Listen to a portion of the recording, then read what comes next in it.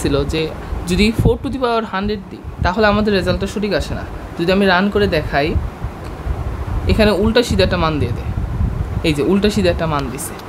তো এই সমস্যাটার সমাধান হলো আমরা এই যে রেজাল্ট ভেরিয়েবলটা আছে সেটার সাইজটাকে একটু বড় করে দিব।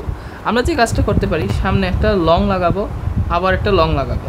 আমরা পূর্বেই আলোচনা করেছি লং লং ইন্ট লাগালে কি হয়। তো এর আগে আমি আরও একটা কাজ করব, আনসাইন করে দেব। আনসাইন কেন করলাম? আমরা জানি কোনো সংখ্যার বর্গ সর্বদাই একটা ধনাত্মক সংখ্যা হয়, একটা ধনাত্মক সংখ্যার বর্গ একটা ধনাত্মক সংখ্যা হয়। তো তাহলে আমার তো আর নেগেটিভ সংখ্যা নিয়ে লাভ নাই। আমি নেগেটিভ সংখ্যার জন্য তো কোনো স্পেস দিতে পারি না, দিয়ে তো আমার লাভ নাই, তাই না? আচ্ছা, এরপরে শেষ যে কাজটা করতে হবে, এখানে পার্সেন্টেজ ডি এর জায়গায়, পার্সেন্টেজ ডি যে আছে সেটার জায়গায় আমি পার্সেন্টেজ এলইউ আনসাইন লং এটা ইউজ করতে পারবো। আচ্ছা, এখন যদি আমি কোডটাকে রান করি, তারপর কনসোলে চলে যাই, এই যে আমার মানটা চলে আসছে। আমি যদি আবার রান করি, সেম মানটাই আসছে। তো এইটাই হলো মূলত এই সমস্যার সবচেয়ে অ্যাকুরেট সমাধান।